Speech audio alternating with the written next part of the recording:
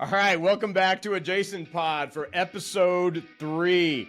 Really excited about the feedback so far from all the listeners, and we really appreciate everybody taking the time to like and subscribe and rate and all the things I'm supposed to say about a podcast. We've had a tremendous response so far, and it's only growing. So with that, I kind of want to just jump into the statistics. We always start the episode with a statistic that is, something that people might not truly understand. In the first 2 episodes, we started with statistics about how many people own crypto now, how it's changed, how it's gone up by 33% in the last year, how the different exchanges are proliferating, which are the big exchanges, where are people trading their crypto.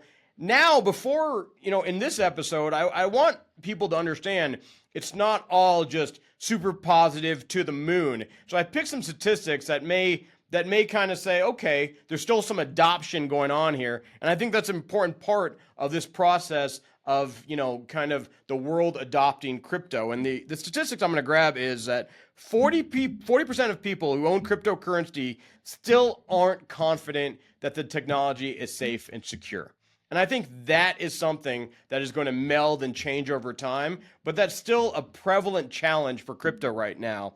And the other one is nearly 1 in 5 cryptocurrency owners have had trouble accessing or withdrawing their funds from a custodial platform. And I think that also colors, the ability for people to adopt crypto as a new form of currency, as a new asset, or anything of that nature. And our guest today, who I've known for a tremendous amount of time, is going to be talking about some of those things because he's been in the industry and he's been in fintech for a very long time, and he's kind of become a local expert in the field. And with that, I want to welcome my guest, Sumeet Chugani. Welcome to the pod.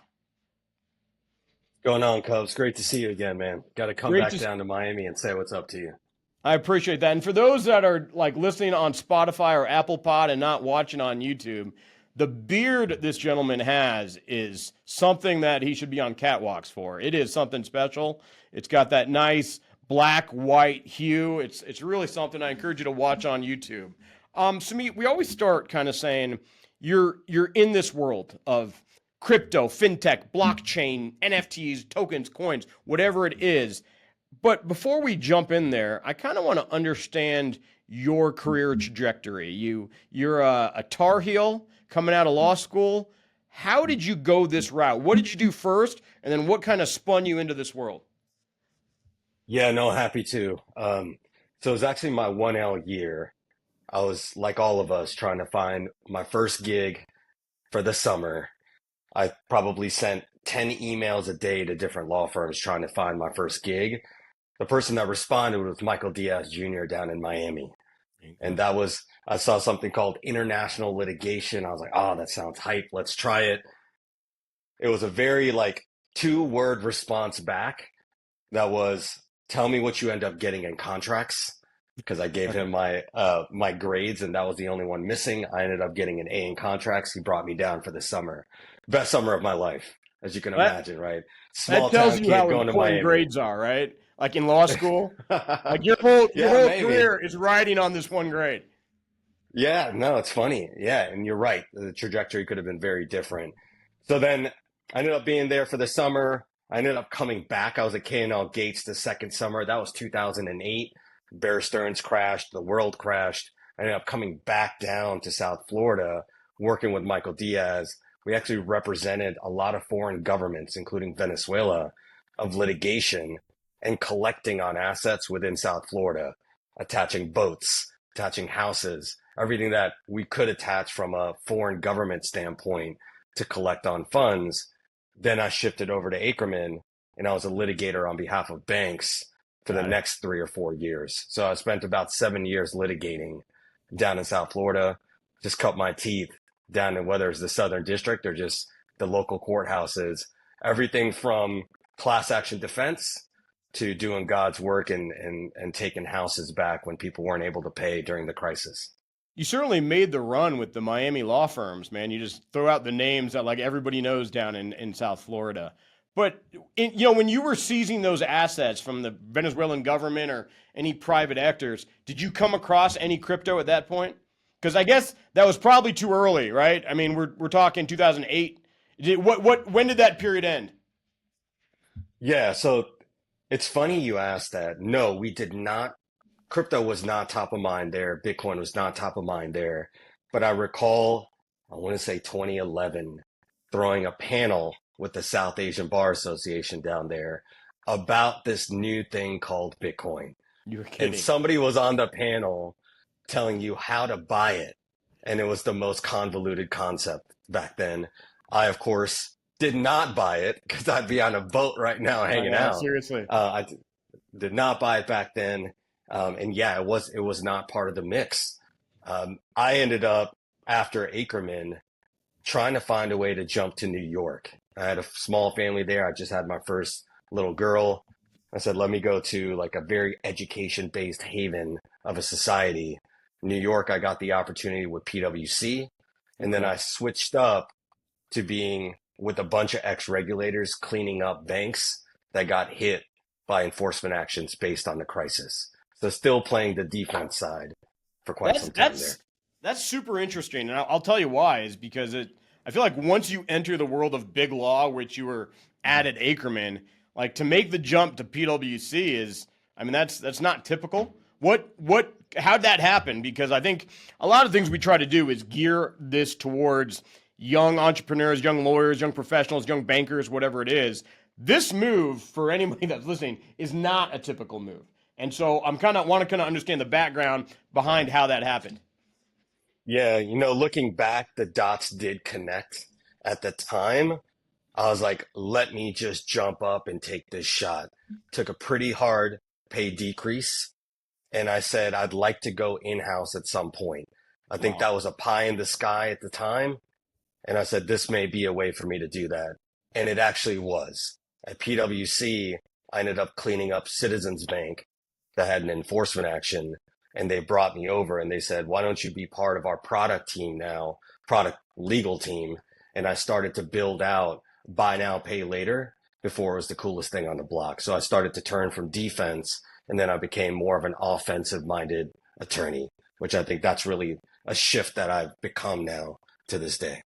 Well, let me just dig in a little bit of that further. So, like, you were practicing law, litigation, doing all kinds of things. You get over to PwC, different environment. What do they have you doing specifically? Like, what do you? They're sending you to banks to do investigations, internal audits. What are you actually doing, and are you using your law degree? So I was not playing lawyer there. I was playing consultant. I was a regulatory consultant. Whenever a bank got hit with an enforcement action, there's usually part of the settlement or the enforcement action that mandates that they spend 30 million, 50 million, 100 million on just the compliance side to clean everything up that hit the fan. Got it. So they would bring in a PwC and say, City was one of them, Citizens was one of them. We just got hit with this AML consent order. They're saying you need to revamp all of audit. So we would be part of revamping all of audit. Or for Citizens, we had the deposit reconciliation consent order, which is actually a very nuanced thing. When they were finalizing a deposit slip at the bank, there was rounding errors that was happening because somebody was unable to write clearly how much they were depositing. So they're either rounding up or rounding down. Pennies lead to millions, millions lead to a consent order. You know that is the plot of Office Space, by the way. I don't know if you know that. That is like come up Exactly, with a software exactly. that just pulls a couple pennies off of every transaction. That's amazing. Well, okay, so I'm now kind of seeing a theme. You kind of moved into the financial services world, and then go to your next job. You went from Price Waterhouse, and then you went in house at a bank. I went into Citizens Bank. Once I cleaned them up, their team was like, we'd love to have you jump over and join our bank. Very normal in the consultant space. And Yeah. I think PwC likes to see their diaspora go to all these banks. So then they can say, Sumeet, now help have this thing cleaned up by us as well. Very law firm like with a Totally. secondment, for I example, know I right? know the model. I know the model. Yeah, yeah. So Citizens actually was the first time I started to play much more of an offensive strategy as legal. I was on this team called Citizens One, brand new team. and we built out the iPhone upgrade program, which is if you ever go into the Apple store and you buy a phone and you're paying on a monthly basis and then you get upgraded the next year, it's actually a Citizens Bank loan that you're getting for that 1 year. You're paying for that time span. If you're up to speed, you get a brand new phone. And we scaled that with Microsoft for Microsoft Xbox. We scaled that for Vivint Smart Home, a couple of different things. And then I was in charge of education loans for a little bit, credit card loans, just tried a bunch of different things. So how comfortable do you feel at this moment in your life that you know the financial regs? If you needed to, you could probably open a bank or run a branch. I feel like you've gained a lot of knowledge in the financial services sector by this point. So I know enough to know that there's still a lot of crevices that I don't know, right? Oh, If really? you told me, Sumeet, I need you to help me build a bank, I would say, sure, I can get all your consumer regs. I got that. There's going to be capital ratios. There's going to be other requirements on the back end, Reg O, Reg W, all these things that I'm going to say, I got a friend I got to call here to make sure that I got this thing down. And I think one thing I've learned over time is it's about that friend that you're able to call for a 5 minute Totally. gut check, Well, right? let me ask you Especially at something. GC. People listen to this. I guarantee you, like I'm listening to your voice and the way you're talking about it. You obviously love this stuff. Like you're into it. You've made a career out of this. What is the appeal for like young people making decisions about their banking career, their legal career? Like every other person at my college and yours who's like trying to become an investment banker. Like, what is the appeal, and why do you think it's so interesting? So the same mojo that I felt when I was litigating and you're going to trial and you're winning and you're talking a little bit of shit through that journey is the same feeling you get when you launch a product. Got it. And I think that we're all about, as we go through our journeys of a career, there's highs that you want to feel through that process. And I think that I started to feel the same thing when we finalized that agreement and then we had the new iPhone coming out and we were the ones that had people waiting in line, quadrupling the amount of people that were able to buy a phone on that day to say we just put in whatever that next step was to get financing. Or all of a sudden Xbox is saying we need to sell this many more Yeah. of our product, of our widget, of our games. So why don't we take on financing and make it look and smell like you? So That's incredible. So that I that think whole world, that's the high. Yeah. the whole world of pay over time, that's you guys. Like that is the world that you got your start in. Because I see it everything. I buy something on Amazon. They're like, do you want to pay on this now or do you want to pay it over the next 10 weeks? And that's all started kind of at that moment in 2011, 12. Is that where we are now? Yeah, I think that was the starters of the buy now, pay later world because there's actually a lot of gray areas in financing for buy now, pay later that CFPB right now is trying to, as long as they stay alive, they're trying to figure out how to put some regs around it, and they have. But yeah, that was the starter spot for that. And I think that as we go through the rest of the things that I've done, I'm probably very much like an insect to light. Hot Gotcha. new thing, cool new shiny object, And you want and in. and I c- and I want in. I want to try it.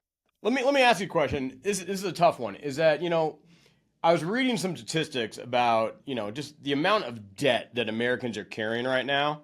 So is there a negative aspect to kind of the buy now, pay later model? Because we're just encouraging consumers to take on debt, which can lead to trouble, obviously. So I'm sure you've thought these things through when you're building a product like that. Is it a problem, or have you just put up enough safeguards and controls around it where it's simply, helpful to people who are trying to, make it through their life on a, paycheck to paycheck or whatever it is? Yeah, no, it's a great thought. And I'm going to bring it back to something that way back in law school that I wrote, and it was called creative capitalism. And Bill Gates had this theory that we would be able to serve more populations if we tweaked our product and service to be able to fit those populations. Where I'm going with that, Hmm. let's take Peloton, right? Sure. Peloton wanted to get more bikes off their shelves. Either people could say, I'm going to put this on my credit card and pay 20% interest because I'm unable to buy a $2,000 bike or a $1,500 Sure. bike on the spot. Or Peloton could say, well, if I can get X more off my shelf, I'd be willing to do that with an accounts receivable over time, and I'll give it to you for 0% in a buy now, pay later solution. Sure. So is it better to serve both populations here, that I'm able to help Peloton get things off a shelf, yet I'm also able to help people not have to pay credit? And of course, there's a help piece to this, Sure. not have to take credit out for the enormous amount that credit card fees are still, and then you're late and you pay some exorbitant amount. Or can I work with the company to say, let's make both goals be met? And Listen, I'll start making you the product owner here and you being the best in the market. I think that's an amazing answer because credit card debt was kind of the negative world what I was thinking about, and you've made it clear that this is not the credit card debt. This is not the 30% interest rate. This is, corporate credit that they're giving out at no interest rate to make products available. And in my mind, I think somebody called you to tell you that I've been thinking about getting back on my Peloton. I have not, and this is just going to make me kind of like feel the guilt a little bit more. All right, listen, I get your background. You look now. great, my man, but get on there. You look great, but get on there. I'm like looking at myself and I'm like, God, I could definitely take off a couple pounds. But so listen, I get your world now. I get your financial services background. Talk to me about the move to Coinbase. Sure. Or is that the move that put you in it? Yeah, so real quickly, I did take a quick stint, and it wasn't that quick. It was at Apple Bank, a very New York bank, I saw that. very commercial aviation bank, but they needed somebody to head out their consumer legal division and balance the balance sheet. Everything was commercial in their space. They said, Sumeet, could you assist us? Very similar to some of the products that you built out at Citizens, make us a little bit more online savvy and make us put more on our balance sheet on the consumer side. I went over there. I brought over Upstart, which is AI-based consumer lending, to build out their consumer lending portfolio. We started online account opening, which at that point they didn't have in place. We started B2B banking, small business lending, also a fintech that I brought in. But then through that journey, there's always the pinch in my head of what's the future of financial services. And I started writing about crypto. And I wrote my first couple of articles. What year were we in? Let me dive in. What year were we in? So I'm now in 2019. 2019. Okay. Yeah. So I started writing, I started buying a little bit of crypto. I wrote all my articles started to like drift towards the consumer experience because I was just entrenched with consumer, especially when we built out the Apple iPhone upgrade program. You're in the trenches with Apple, thinking about every click on page, every checkbox, how important it is for friction. And I started to think about that from everything from NFTs to retail trading. And then I started to apply to some crypto shops, and I reached out to some folks, and one of those people got me into Coinbase. And the funny thing is I jumped into Coinbase and I was supposed to lead Coinbase Lend. And right when I stepped in, they got a Wells notice that said, if you launch this product, enforcement action. So I switched over to retail trading, and I led retail trading for Coinbase from a legal standpoint. Wow. What was that? Well, one, give me an idea about the organization. Like this is 2019, I'm guessing. 2019, 2020? Yep. What is Coinbase at that time? Like, does it feel like a startup? Does it feel like a corporation? Does it feel like a bank? What does it feel like inside? So Apple Bank I ended up getting to Coinbase right around the 2021 timeframe. It was actually post IPO. Okay. Otherwise, again, I would be on a boat talking to you. Seriously. So it's post IPO that I jumped over, and it was the height of crypto, right? They were pumping. They had a lot of people coming in. They were trying to build the guards around the legal compliance space because despite the gray areas, it was still at the time an SEC that was looking to enforce the heck out of things, even if it was gray. That was war times, right? It was war times, but at the same time, just like everybody was starting to trickle into crypto. And frankly, it was the smartest minds that I've ever been in a room with, whether it's product or legal, Was right? Paul there yet or not yet? He was. He He was was. there. Paul was my GC, my CLO the whole time I was over there. That's cool. Smart guy. He'll be on the pod at some point. Yeah, no, smart guy. Also, like, I amazing in meetings, very business. But when we saw each other outside of the Zoom call that we were on right before going on with Brian, whatever it may be, outside of that space, just an amazing dude, great mentor, good friend. Did you feel when you were at Coinbase, did you feel like your job security wasn't as strong as you would expect from your other jobs, given the target that Coinbase had on it, given the target that crypto had on it during that time? I know you guys are doing well, but the SEC is taking actions all over the place. So did you feel very secure, or did you feel like, gosh, this could all end? Yeah, more of the latter, and I think it was less about just the SEC world and more about crypto, right? Got it. Crypto is it's a nutty world. Yeah. All of a sudden trading is to the moon and you're getting trading fees in the door. And when you're at that time, it was very based on the trading fee world of Coinbase continuing to increase and whether it's profit or size. When those started to trickle down because you're in crypto winter, everyone starts getting scared. And then there's actually two layoffs during the time that I was there. You just end Okay. up seeing all of your friends that you were in the trenches with go into the abyss, right? And you're holding their bag to try to take whatever product or service they have to the finish line, which we did. We had a great legal team, but it's still in the back of your brain that is there going to be another one? And of course, it's a fear, but it's also a fear if you're in a rapidly evolving space, it's going to be there. Were you at Coinbase when FTX went down? Yes. I'm very curious. Like, did that enhance the kind of job insecurity? Because now they're seeing an example of, whatever you want to call what FTX did and was. And I think a lot of people are saying, isn't Coinbase that, or isn't every exchange that, isn't crypto.com or Binance or whatever else? Yeah.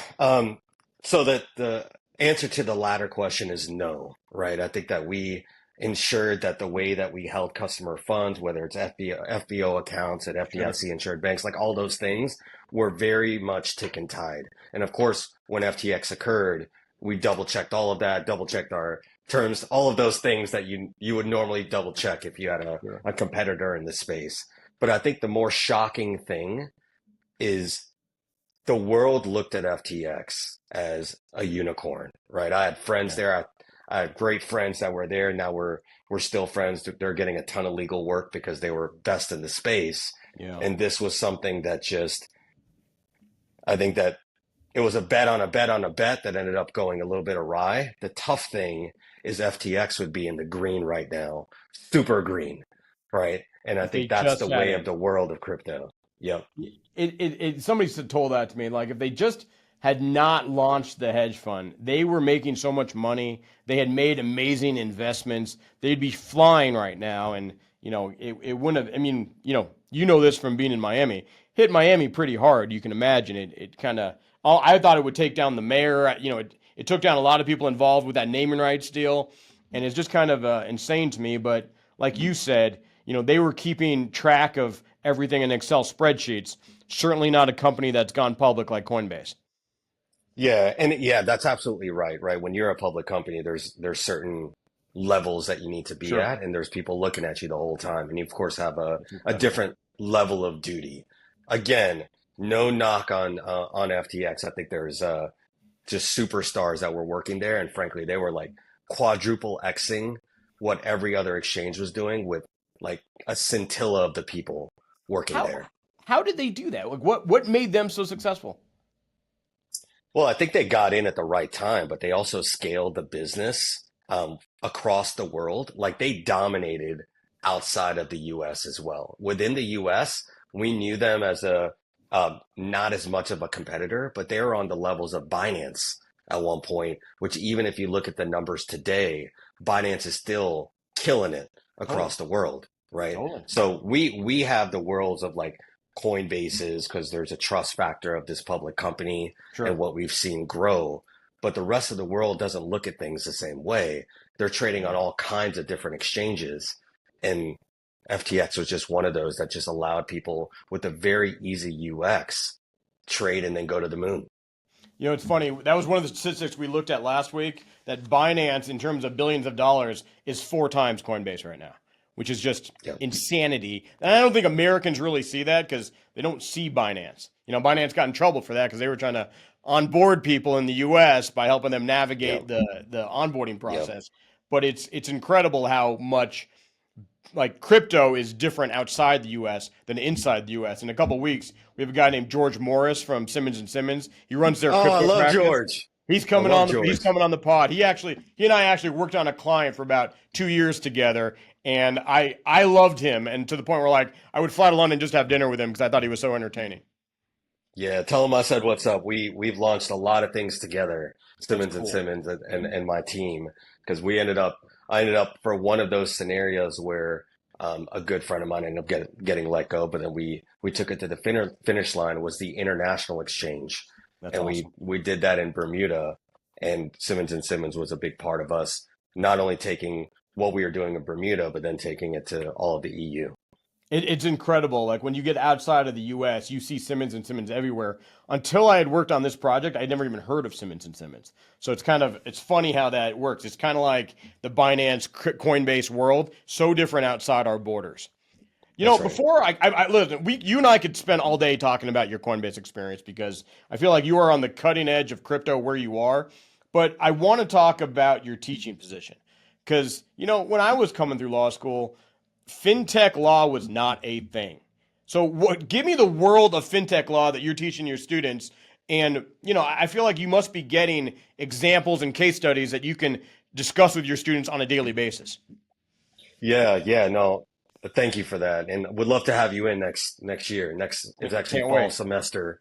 So it's funny. I actually just had this itch to teach for quite a few years, just to try it out, be an adjunct, and I kept reaching out to a couple of different law schools, New York Law School being one of them, because I had a friend that put me in touch with the dean, Sure. and then I kept getting like kind of vague responses. But then what I did is I put together a syllabus, and I think this is just um, a bit of insight of how you may be able to get one of these down the road for anybody listening. I put Sure. together a full syllabus. So I'm going to have these guest lecturers come in, everybody from Paul, from people from at the DFS, from people from the SEC. I'm going to have all these people come in to give quick stints so that they're also meeting people in the trenches, just like That's awesome. I'm in.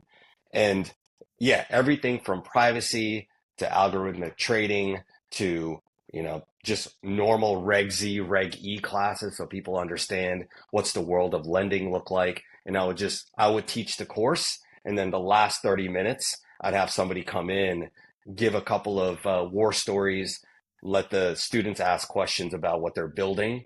And it was great. It That's was a awesome. lot of fun. But I think the fun cherry on top is instead of me giving a boring written product for the final exam, I had a Shark Tank final. So I told all my students, build a product, build a product that has a regulatory moat that is tied to it. You'll get extra points for that. But build a product, and I want you to create a presentation. And I'm going to have 4 sharks come in. Ryan was one of them, which is head of FTX US. He Sure. was one of the judges. Hector Velez, another one, a friend of mine from Coinbase, and we do a lot of work together now. That's Katrina awesome. Paglia, which is Pantera VC, GC. So yeah, we had a lot of people in there. Katrina Christakis, which is head of the Consumer Financial Services Committee of Sure. the ABA. I So a know bunch that. of people that could come in and then just pound these students as they're given this presentation of what it's really like to be presenting to a board as an attorney with a new product. Dude, that is an invaluable class. I feel like that's probably as close to real world as you can get in law school. You ever run into Drew Hinkes up there? I feel like he's a friend of the podcast. He was teaching up there for a bit in crypto at NYU. No, but I'd love to meet him. Yeah, when you're Yeah. up here, let's have a drink together. Let's do it. And also, we got to, I'm a big fan of the Prof G podcast, and I feel like that guy is all over NYU campus. Yeah, no, I don't know him as well, so let's make it a foursome. That's so funny. That's so funny. All right, listen, a lot of what we do here is trying to kind of get a feel not only for your career, but kind of like where you think it's going. And you may either like me or dislike me now for doing this. But and I'll tell you who it is after the fact. And a little hint, you're going to be on a panel with him at the South Asian Bar Association conference in June in Colorado, in Denver. If you're thinking about it, sign up. It's gonna be amazing. And he had a question for you, given your Mm. background in DeFi, and this is what he asked. He said, do you think as the crypto exchanges become more engaged with traditional financial services, are the interests of the DeFi community inextricably at odds with centralized crypto companies? What do you think? Short answer, no. Tell me why. Now, sure.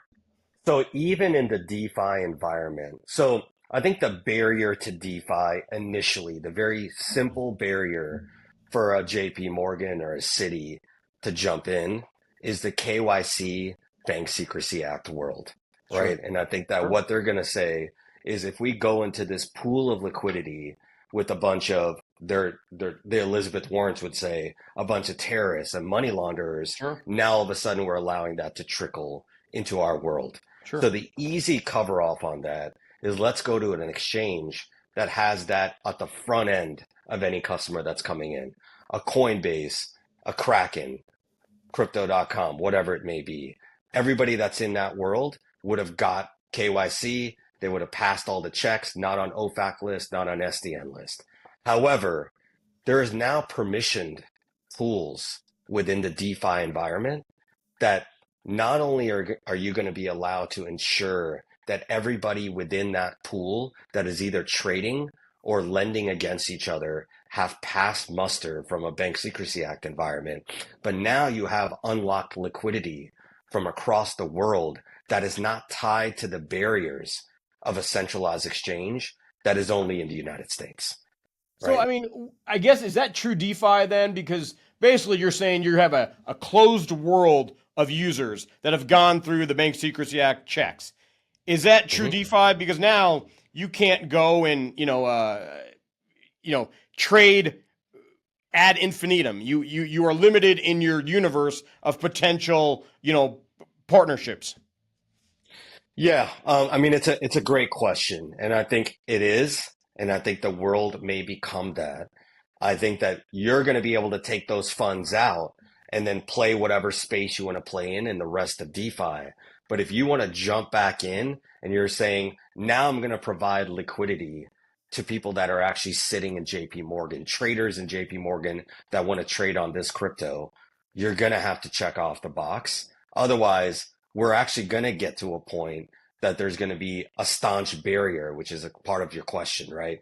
Of everybody that's going to be KYC'd in the crypto world and people that are just going to play fast and loose in the crypto world. And I think there's got to end up being a bridge here to say these people can also trade with these people, but it's not going to happen unless there's some kind of gut check or guardrail that says you are not those people that are otherwise going to shut down and break the bank, right? Because one of those people trickling in that ends up being a terrorist, now all of a sudden the bank's going to shut down everything they're doing in crypto and we're losing it. I think that's a great answer. What you've described to me is kind of like a hybrid almost. And the reason I say that is because let's imagine a world where Cubs is a upstanding citizen who is subject to Bank Secrecy Act checks, can pass them all. I go off into the world and I trade with some pretty nefarious people. When I come back into this protected universe and want to trade with them, at that moment, it's going to trigger some warnings, right? That Cubs, we don't know where these funds came from. We don't know. We know who he is, but we don't know what he's been off and doing. And that may provide some protection for this group of people who have gone through the checks under the Bank Secrecy Act. Am I thinking about that right, or am I off? Because I feel like there's still a concern if I'm off trading with terrorists and then I come back in and then try to offload different assets to people within this protected universe. Yeah, no, you're absolutely right. Let's say they are able to determine, because it's all on blockchain, that you just went to a mixer, Sure. took some of your funds, threw that shit in there, got more funds out. Yes, there's probably going to be a red flag on your account, but that is not different than the normal banking world of a red flag based on some anomaly that has occurred on your account. You may be able to provide insight to why that occurred. Maybe you made a larger purchase, whatever it is. Maybe you provided liquidity to an exchange that's in the middle of Cyprus, right? Sure. That doesn't have the type of checks that are involved. But I think once you step back into the regulated environment, you're going to have to expect that some of those checks happen. Now, there's both can happen, right? You may have two different wallets and you're playing in one space in one place, and then you're doing something on the other side. I think that at the end of the day, it is on the non-centralized environment. There's going to be everything running on blockchain. And I think we're starting to see the analytics world get a lot better on the blockchain, right? Where have you traded? Is there bad money involved? Are we able to trace those funds? Everything is getting a lot better there, that we're going to start to say, is there going to be a deviation from people that have red flag behavior versus people that are just playing in the space and then coming back home to a centralized environment? That makes total sense. And so I think you're right. I think it's the tools that are going to be deployed to kind of preclude people from gaming the system and being able to go to a mixer and do all these things and come back into the environment and clean that cash or whatever you want to call it. There's going to be ways to prevent that and flag it. Yeah. And I'll say this, right? Everything sounds cool in the DeFi environment until you're the one who gets, and excuse my language here, fucked by a scam. Totally. Right? I've had friends that got that Coinbase text or that Coinbase call that ended up being a scammer, moved their funds to a wallet, not small funds, ended up getting scammed. And when they're trying to trace those funds, you end up seeing them go into a mixer, right? So everything is cool until it hits you. And then you got to make this decision of how much do we want to allow the fast and loose that has built this new environment, or how much do we think that there should be some guardrail in place here to prevent bad actors from doing bad things. And it's crypto, right? It's crypto. And I haven't talked about Cloaked, but very similar to what I faced at Coinbase in the crypto universe, you're facing in privacy today, right? 500 great use cases, 5 bad ones. And you see people attempt to use the guise of, I need to protect my PII in bad ways, right? And then we're going to see regulators that can point to the 5. Again, I'll point to Elizabeth Warren here to say, look at these bad things that are happening versus the 500 really good ones that were otherwise getting exploited by larger institutions or big data or whatever it may be, right? So there's always a thin line of love and hate, very thin lines in crypto and privacy and some of these new areas of playing in the legal space. That's incredibly well said. We had a guest on last week who was in the Bitcoin ATM world, and he had kind of similar things. He's like, we take every step to try to preclude scams and from happening, but at the end of the day, there is going to be some amount, like there is in every industry, and our job is to make sure we minimize it to the extent possible. Listen, I want to segue to kind of what you said is we're now at your current position. Tell us what Cloaked is. Tell the audience what Cloaked is, what you do there, and how it is the next iteration on your career and why it is.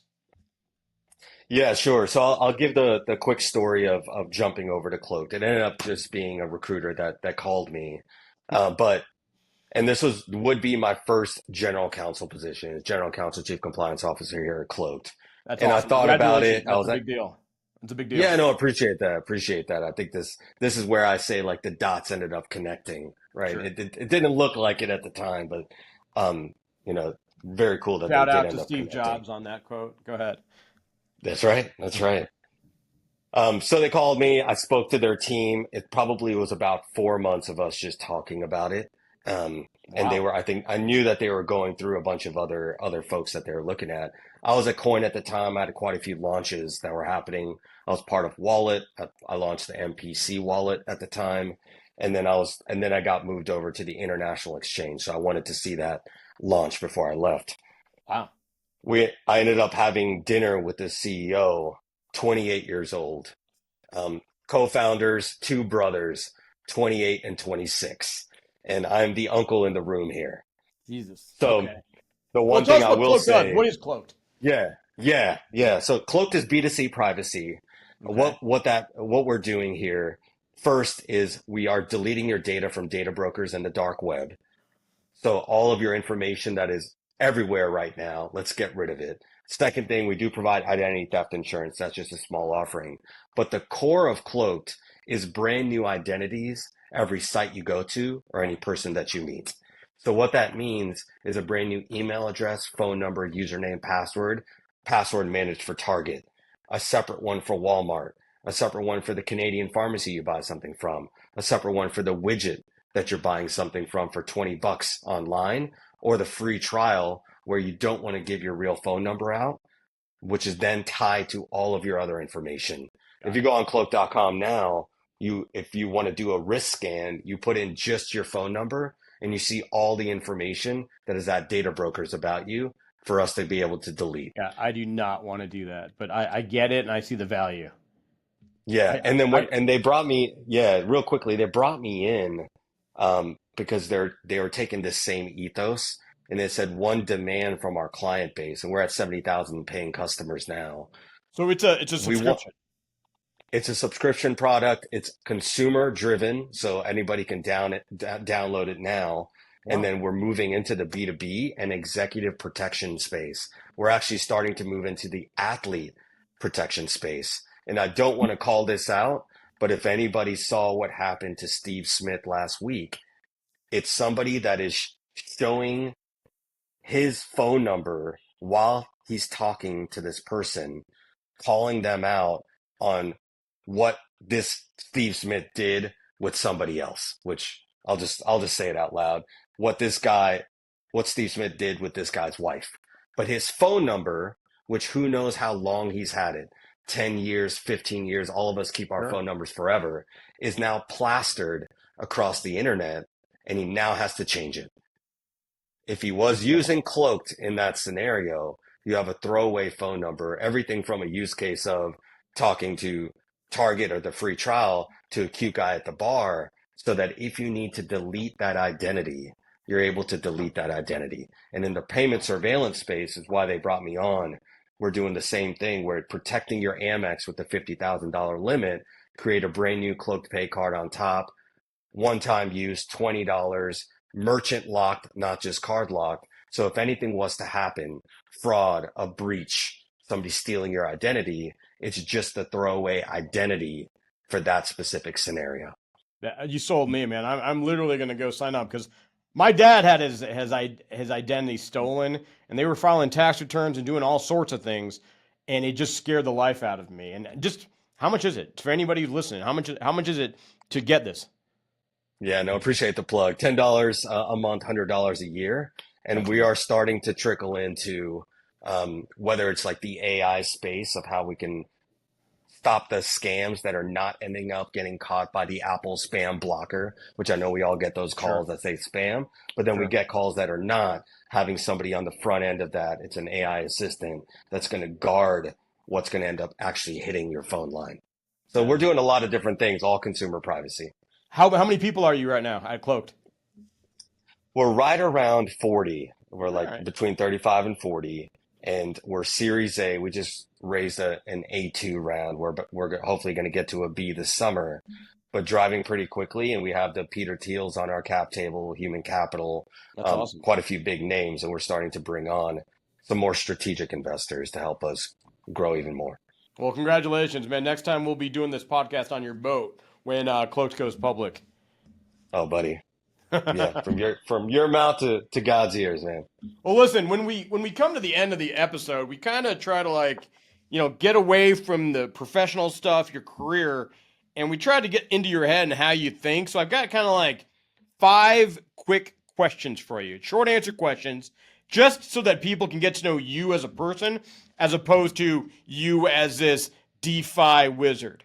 So the first question I have for you is, was, given everything that you know now and everything you've done, was law the right career choice for you? 1000%.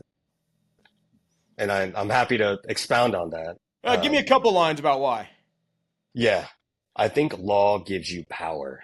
And now that I have jumped into more of the product side and strategy side, you start to see that the unlocks of most things in life are premised on a gray area of the law. And if you are not scared to jump into the gray area of the law, and I say that because I've run across a majority of attorneys that stick to the black and white, but if you're willing to take a bit of risk in the gray, of course, like calculated risk, you can unlock a lot of things for your business. You just got to be willing to have a colorable defense and stand up straight when somebody questions it. I feel like the fact that you like that says a lot about who you are and kind of your intellectual curiosity for things. So the second question I have is, you talked about you just had a new child, or is it you just had him, or you just had her, or she's coming? No, just had her 3 weeks ago, Rumi. So now my question is, I know how busy you are as a GC of a fast growing company. How do you balance your life with your family and this position that you hold? My first boss used to say, sleep when you die. I think that there's always the ability to unlock, and I'm saying that from your brain, of how much you're able to do. Efficiency becomes really important. Yeah. Like what could usually take you 2 hours, if you put your pen down, you can get it done in an hour. I think the other side of it is just energy. Like if you're bringing energy to the table and you get up, I'm a wake up and go work out, so that gets me like pumped for the day. But Yeah. if you can get yourself up, it might be a little bit earlier than you're expecting, get a couple of things done, the world changes for how much you're able to get done throughout the day. And of course, Cloaked is my number one, but I was able to take, of course, the teaching position. No plug here, but I wrote a book last Now, year in plug the it. crypto Plug it. space. What's the name of the book? Yeah. Yeah, this is Banking on Blockchain. It's me and Steve Gannon, my GC over at Citizens, actually. That's But awesome. it's like, you can, I always feel like you can do a lot more than you think you can. And I think it's just about just really high energy and unlocking a few parts of your brain. It's funny. Our first guest was Justin Wales, who I know you know, and Yep. I feel like the same kinds of things that he's saying, you're saying. He's like, you can do anything. You have as much time as you want, and I love that sentiment, and I think it's good for people to hear. If you could have a wish and it would come true tomorrow, what would it be? Ooh, ooh, that's a toughie. Um, it would definitely be about my three children. I don't know if it's just straight up like something as cliche as they're being happy later in life, Yeah, but yeah, I definitely think it's them having all the options in the world. yeah. And as much as I say, like, for myself, the things I can do to unlock myself, I am whispering in their brains that they can do anything. So I think it would be all the optionality in the world for my three daughters. That's amazing. What is the favorite moment you have each day? What's your favorite moment of each day? Well, the last 3 weeks is little baby kissing and holding, but I think that favorite moment each day. Ugh. I mean, coming home and having a family that's like, "Yo, hey, daddy's home." That's a great moment. I think separately is the quiet space in the gym in the morning, just to get some thoughts out of your brain. Just so you know, every guest we've had on has described that same moment of coming home. One of our guests said he liked the morning, but everybody else is like, I like coming home and just to have that time with your family for a few couple hours is everything. So I feel like we're hitting on a theme here. We got to remember that. And then Yeah. last one is, look, right now we live. One of the things we talk about on the adjacent pod is all the things that impact the world of crypto. And one of those things is politics. And I think we can Mm. agree that our country is pretty divided right now. What will it take for this country to start coming together? Coming together for crypto, Coming related to together for crypto, or anything. coming? Like, what is it? What's going to make it so we don't have such a divided rhetoric? Mm. I think it's just get back to the center, right? I think we all care about very similar things. Family base, we care about things not being like super nutty from an expensive standpoint. We do care about a divide on income, right? We're both like descendants of India. We've seen the divide get Sure. way too crazy. Sure. And I think that at the end of the day, and you feel this all the time on a subway in New York, we're all normal people. We all help each other, even if we're assholes. Like during the normal course of a day, if Yeah. somebody needs assistance, we want to be there for them. So I think getting back to the center of what do we really all care about and not just throwing stones when somebody says something without listening to what the hell they're saying. And I think That's that awesome. it's a lot harder. It's a lot harder than we think because there's automatically biases when things come out of people's mouths. Oh, they're super rich, they do this, whatever it is, they're coming from this family, whatever it is. I think we got to cut through some of that noise and actually listen to people, and we'll start to realize like we're all just trying to live here, do normal things, and at the end of the day, come home to our families, and at the end of Friday, have a beer together. Yeah, I love that. Listen, I'm gonna let you go on one note. One of the things, again, we try to gear this towards young professionals, people coming out of college, people coming out of law school, business school, med school, you name it. What's one piece of advice you have for that Tar Heel who's watching Bill Belichick get the team ready right now? When he graduates or she graduates in a year, what's a piece of advice you have for them? Yeah, if you say that you're interested or you want to be about something, show me why you're interested and why you want to be about it. I think that every law student I talk to that says, I'm really interested in AI now, I'm really interested in like the new sports betting world. I'm like, well, let's write something together about it. Show that next employee or employer that you actually took this thing to the next level to show your level of interest. Because we can all go around the world and say, I'm super interested in this thing, but what really matters is did you put some attention and time into it? And frankly, that is trickles into every area of your life. If you say I'm interested in this thing, like show me the attention span that you've put into it. I love that. Listen, we're going to wrap up the pod, and I kind of do a final thought that is kind of like something that comments on you and what I know about you. Before I do that, I got to thank our sponsors here. Thanks to Treeline Veterinary Cancer Care, loving your pets as much as you do. Thanks to Lalchandani Simon, a boutique technology and healthcare firm. And my end thought here is I've known Sumeet, I think, since probably when you were at Ackerman. I feel like that's when we met. And, over the course of the last, gosh, almost, 15 plus, almost 20 years, we have a lot of friends in common. I can mention your name to a lot of different people, and they know you and they know you well. And, I practice both corporate compliance or triple corporate compliance and litigation, and I meet a lot of attorneys. And I will tell you, the amount of assholes is abundant. People that are just trying to show off, front, posture, try to be more than they are rather than being the gentlemanly scholar, the problem solver, the person who has empathy. And the one thing I'll say about Sumeet, and I think a lesson for my career and anybody else coming in, is every time that I've ever mentioned Sumeet's name to anybody that knows him, what comes out of their mouth is, man, he's such a good guy. He wants to help you if he can. He'll do anything to kind of make your life a little easier and for nothing in return. And I feel like that quality is just so lost in today's business legal atmosphere. And the rewards for being that person, I think, are astounding. I think it goes back to when I clerked for a judge in the Southern District of Florida. The thing that she said to me daily was, she's like, as a lawyer, you have your reputation and you have nothing else.